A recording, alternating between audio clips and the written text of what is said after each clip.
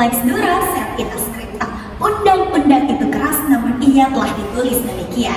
Bismillahirrahmanirrahim. Assalamualaikum warahmatullahi wabarakatuh. Shalom, Om Swastiastu, Namo Buddhaya, salam kebajikan dan Salam konstitusi. Baik, kami mahasiswa dan mahasiswi Institut Agama Islam Negeri IAIN Une, Fakultas Syariah dan Hukum Islam, Prodi Hukum Tata Negara kelompok 3. Baik, kami akan mempresentasikan materi sekaitan dengan Peraturan Pemerintah Republik Indonesia Nomor 28 Tahun 1977 tentang Perwakafan Tanah Milik. Video ini dibuat untuk memenuhi tugas akhir dari mata kuliah legislasi di Indonesia dengan dosen pengampu Ibu Anda Rahmasyam SSY MH. Selamat menyaksikan. Assalamualaikum warahmatullahi wabarakatuh. Perkenalkan saya Afia Fiorita Marsha dengan NIM 7423520079. Baik, berdirinya saya sini saya akan memaparkan sekaitan dengan latar belakang dari perwakafan tanah milik, di mana di dalam Peraturan Pemerintah Republik Indonesia Nomor 28 Tahun 1977 tentang perwakafan tanah milik, yakni wakaf dapat diartikan adalah sebuah lembaga keagamaan yang dapat dipergunakan sebagai salah satu sarana guna pengembangan kehidupan keagamaan, khususnya bagi umat yang beragama Islam. Nah, di dalam rangka mencapai kesejahteraan spiritual dan material menuju masyarakat adil dan makmur berdasarkan Pancasila. Nah, selanjutnya, kata wakaf itu sendiri berasal dari kata kerja, yaitu wakofah, dari fi'il madi, yakifu dari fi'il mudhari, dan wakfan yaitu isim masdar yang berarti berhenti ataupun berdiri. Nah, sedangkan wakaf menurut syara adalah menahan harta yang mungkin diambil manfaatnya tanpa menghabiskan ataupun merusakkan bendanya dan digunakan untuk kebaikan. Nah, sekaitan dengan perwakafan tanah milik, hubungan manusia dengan tanah merupakan hubungan yang bersifat abadi, baik manusia sebagai makhluk individu maupun juga manusia sebagai makhluk sosial. Nah, selanjutnya, selamanya tanah selalu dibutuhkan di dalam kehidupan. Misalnya untuk sebagai tempat tinggal, lahan pertanian, peribadatan, tempat pendidikan, dan lain sebagainya. Nah, sehingga segala sesuatu yang menyangkut dengan tanah akan selalu mendapatkan perhatian.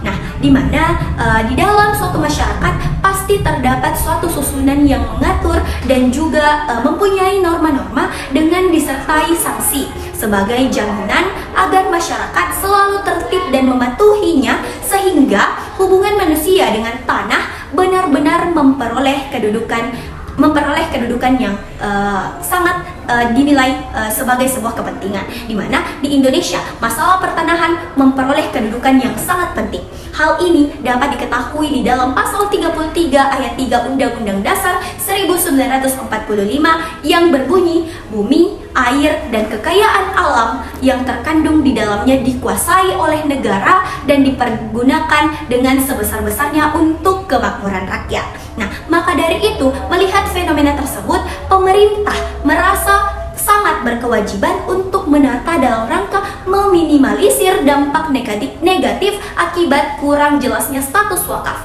Untuk wakaf tanah, penataannya dimulai oleh pemerintah dengan mengeluarkan pasal 49 ayat 3 Undang-Undang Nomor 5 Tahun 1960 tentang Undang-Undang Pokok Agraria atau UUPA. Dikeluarkannya peraturan perundang-undangan tersebut adalah bentuk nyata perhatian pemerintah terhadap penerbitan wakaf di Indonesia. Baik, itulah yang dapat saya sampaikan. Billahi taufiq wal hidayah. Wassalamualaikum warahmatullahi wabarakatuh. Baik, perkenalkan saya Nurishan. Di sini saya akan menjelaskan sekaitan dengan dasar atau landasan hukum berlakunya regulasi peraturan pemerintah Nomor 28 Tahun 1977 tentang perwakafan tanah milik, di mana wakaf adalah perbuatan hukum seseorang atau badan hukum yang memisahkan sebagian dari harta kekayaannya yang berupa tanah milik dan kelembagaannya untuk selama-lamanya guna kepentingan atau keperluan umat lainnya sesuai ajaran Islam. Selanjutnya, wakaf dalam kompilasi hukum Islam.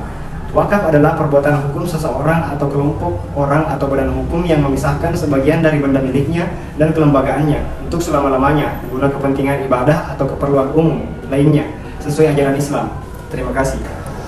Perkenalkan, nama saya Niwafia Zahra. Saya akan memaparkan berkaitan dengan bentuk perubahan tentang perwakafan tanah milik, di mana pada poin yang pertama dapat kita ketahui bahwa harta benda yang diwakafkan tetap dapat terpelihara dan terjamin kelangsungannya.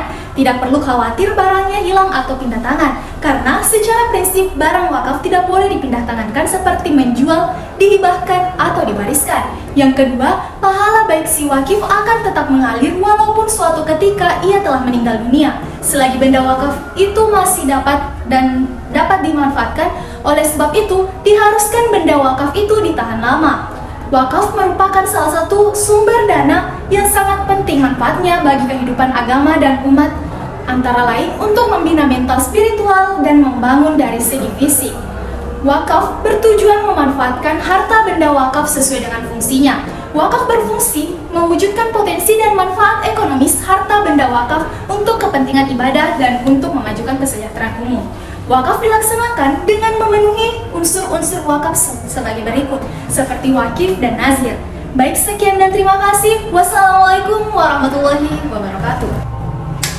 Baik, perkenalkan, nama saya Aswandi akan memaparkan terkait dengan tujuan perwakafan tanah milik. Nah, di sini adapun tujuannya yakni telah diatur dalam Undang-Undang Wakaf Nomor 41 Tahun 2004 dan Peraturan Pemerintah Nomor 42 Tahun 2006, yaitu wakaf adalah perbuatan hukum wakif untuk memisahkan dan atau menyerahkan sebagian harta benda miliknya untuk dimanfaatkan selamanya atau untuk jangka waktu tertentu sesuai dengan kepentingannya guna keperluan ibadah dan atau kesejahteraan umum menurut syariat. Nah, adapun yang selanjutnya adalah dari beberapa pengertian tersebut, maka dapat dipahami hakikat dari sebuah tindakan perwakafan adalah menyedekahkan harta yang dimiliki untuk digunakan sebagai kemaslahatan untuk kepentingan bersama. Hal ini sebagaimana yang tercantum juga dalam pasal 4 dan 5 Undang-Undang Nomor 41 Tahun 2004 tentang tujuan dan fungsi wakaf, yang menyatakan